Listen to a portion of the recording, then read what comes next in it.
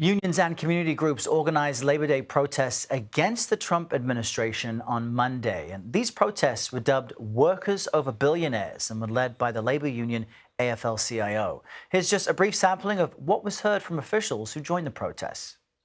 When there's attack on our communities, when they're cutting Medicare, when they're cutting Medicaid, where they're trying to cut public education, where they've cut funding for all these infrastructure projects, an attack on our communities is an attack on our workforce. His reckless tariffs have resulted in 37,000 fewer manufacturing jobs in our economy, and more American workers got laid off last month than any month since the start of the pandemic.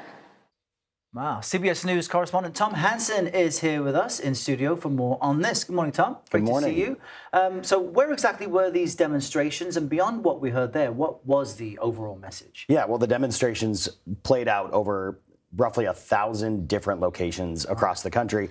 The things that were protested were almost as wide-ranging as the number of locations of the protests themselves. But two main things that were constantly being protested across the board, what these protesters say are authoritarian policies, including the deportation of immigrant workers and, of course, most recently, the deployment of federal forces in the nation's capital. One of the biggest protests, for example, was in Chicago, where the president obviously has suggested that he wants to deploy federal forces there as well. Now, obviously, those were two of the huge things that were being protested here, but also something that we've heard time and time again on Labor Day protests. The minimum wage, $7.25 is the federal minimum wage right now. That hasn't changed since 2009. So obviously, these union workers, these labor rights activists, they were calling for an increase in that as well. Wow, to have that minimum wage have been stuck where it is for so long is quite remarkable. Remind us the relationship between the Trump administration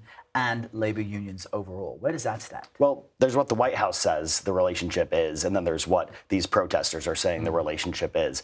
We do know that the proof is in the pudding. There has been a push to end collective bargaining.